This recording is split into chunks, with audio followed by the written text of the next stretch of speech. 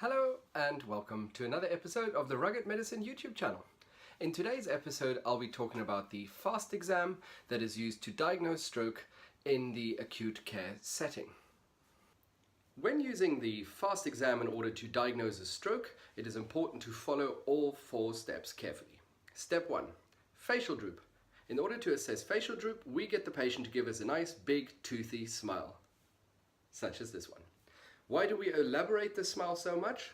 Well, because in order to detect facial droop, we of course want to highlight certain features that will make it easier for us to diagnose this. So when the corners of the mouth go up nice and high and one of them doesn't go as high or is lower than expected, that would be easier to see than just looking at a patient's face when you're just having a normal conversation with them or just looking at their face, for example, like me right now. This of course doesn't really tell you much, and little differences are very difficult to spot. A is for arms.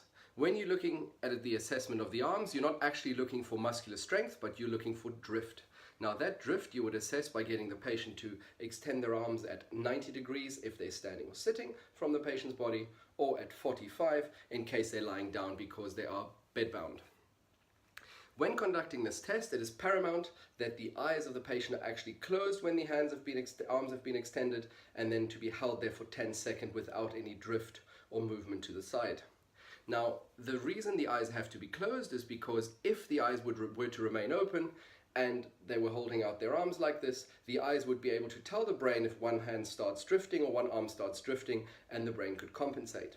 When the eyes are closed and we hold them there for 10 seconds, that way of course the body can't compensate by using data that the eyes collect, and therefore any drift would be true drift and therefore an indication of a suspected CVA or CVE.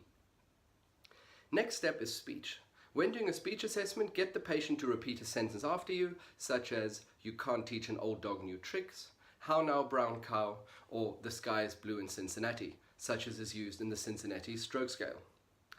Last aspect is T, which is time, and that means for a layperson to call 999, 911, 112, whatever your emergency number is.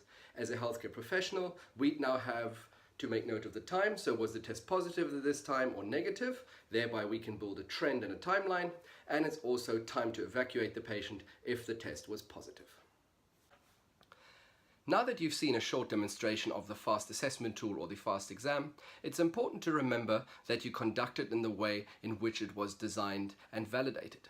Now by validated I mean that research has been conducted using the 4 elements of the scale: face, arms, speech and time. Now if you were to add other items into it, such as pushing, pulling, muscle strength, grip strength, and all those types of items that people use in other stroke assessment tools or diagnostic tools, the problem is that then you start clouding the actual validity of this tool, and therefore it will not give you a reliable result, or may actually cloud the accuracy of your result. So please only use it in the prescribed manner with the 4 elements in it, and therefore you will get a likely good result in order to predict whether your patient's having a stroke or not. As always, thank you very much for watching. I appreciate you taking the time out of your day to watch my videos. If you haven't done so, please like, please subscribe, and I'll see you for the next one. Bye for now.